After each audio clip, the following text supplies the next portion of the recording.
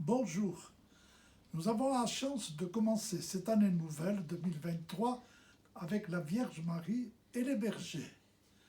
Ce seront nos deux guides pour que cette année soit fructueuse. Une année de paix, une année de lumière, une année de joie. Regardons d'abord Marie. Elle se recueille devant son enfant. Elle retient et repasse en son cœur tout ce que lui a dit l'ange Gabriel. Toute sa vie, elle va méditer l'œuvre du Seigneur dont elle se veut la servante.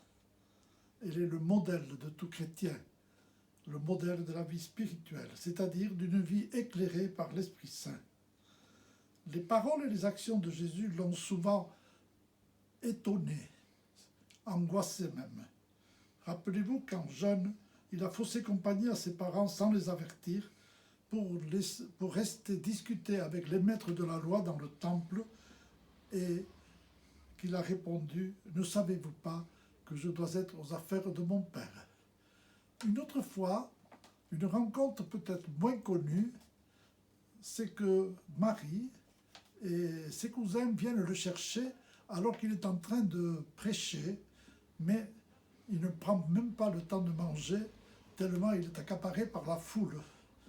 Et quand on avertit Jésus que sa mère était là, venue le chercher, Jésus leur répond, « Ma mère, mon frère, ma sœur, ce sont ceux qui écoutent la parole de Dieu et qui la gardent. » Imaginons que ça a dû lui faire mal au cœur, à sa mère. Mais Marie a prié et réfléchi longuement, avec patience et confiance. Elle a lu et relu les paroles et les événements dont elle était le témoin, en cherchant ce que Dieu voulait lui faire comprendre toujours. Nous ne savons pas ce que va être 2023, mais il faudra prendre le temps d'écouter, de chercher dans notre vie ce que le Concile appelle les signes du temps. Au fond, les appels de Dieu au jour le jour. C'est la clé de toute vie chrétienne, c'est le chemin de notre bonheur, c'est aussi le chemin de la paix. On ne pourra transmettre aux enfants, aux jeunes et aux adultes que ce que nous aurons médité et prié. On annonce bien que ce que l'on a prié approfondit longuement. Que cette année soit l'occasion pour nous de découvrir les chemins que nous propose Dieu dans notre vie de chaque jour.